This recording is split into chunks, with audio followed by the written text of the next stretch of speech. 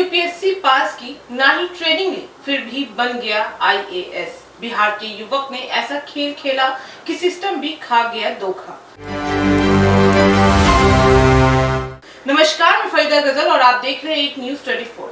सोचिए, एक ऐसा शख्स जिसने ना सिर्फ यूपीएससी की परीक्षा पास की हो, न लाल बहादुर शास्त्री एकेडमी में ट्रेनिंग ली हो और ना ही उसे सरकार ने कभी अधिकारी नियुक्ति भी किया, लेकिन इसके बावजूद वह खुद को आईएएस अधिकारी बताकर सरकारी दफ्तरों में घूमता रहा है, स्कूलों का निरीक्षण करता रहा है और लोगों को करोड़ों रुपए की सपने दिखाकर ठगता भी रहा है। सुनने में यह किसी फिल्म की कहानी सी लगती है, लेकिन यह मामला बिल्कुल असली है और अब इसने प्रशासनिक व्यवस्था पर भी कई बड़े सवाल को खड़े कर दिए हैं।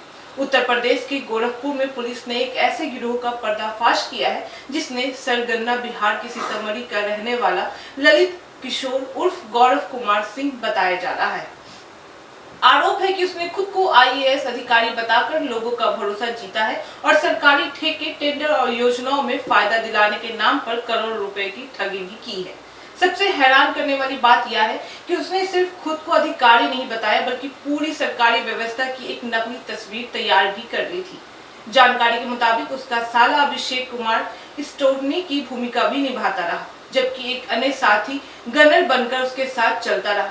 यानी जहां भी वह जाता, लोगों को यही लगता कि कोई बड़ा सरकारी अधिकारी दौरे पर आ गया है।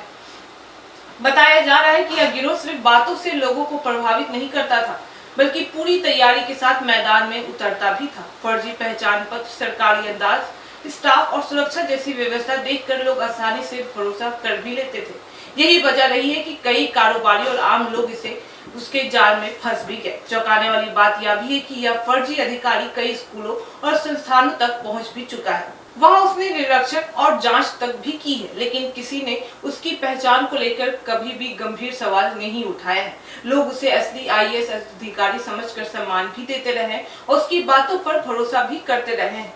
पुलिस जांच में एक और बड़ा खुलासा हुआ है कि अधिकारियों के अनुसार यह गिरोह आधुनिक तकनीक का या भी भरपूर इस्तेमाल भी कर रहा था। लोगों को भरोसा दिलाने के लिए नकली व्हाट्सएप चैट, फर्जी सरकारी पत्र, फर्जी दस्तावेज और एआई तकनीक से तैयार सामग्री का उपयोग भी किया जाता था।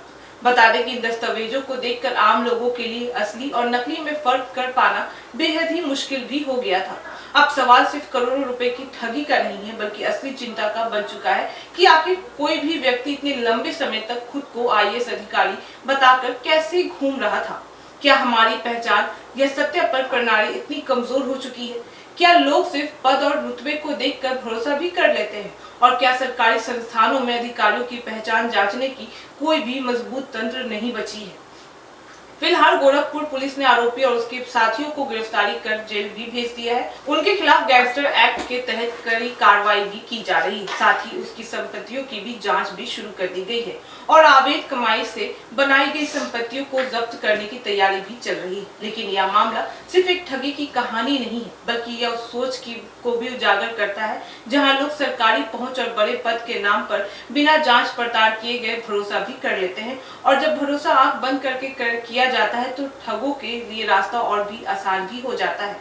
यह कहानी याद दिलाती है कि ठगी सिर्फ चालकों ठगों की वजह से नहीं होती है, बल्कि कई बार हमारी जल्दबाजी और बिना जांच किए गए भरोसे करने की आदत से भी उसे सफल बना देती है। तो फिलहाल इस खबर में बस इतना ही। बाकी इस मामले पे आपकी क्या राय है, आप हमें कमेंट करके जरूर बताएं। ऐसी तमाम खबरों के लिए देखते रहिए न्यूज 24, हर खबर सबसे पहले सबसे सटीक। वीडियो को लाइक करें, शेयर करें, चैनल को सब्सक्राइब करना ना भूलें। धन्यवाद।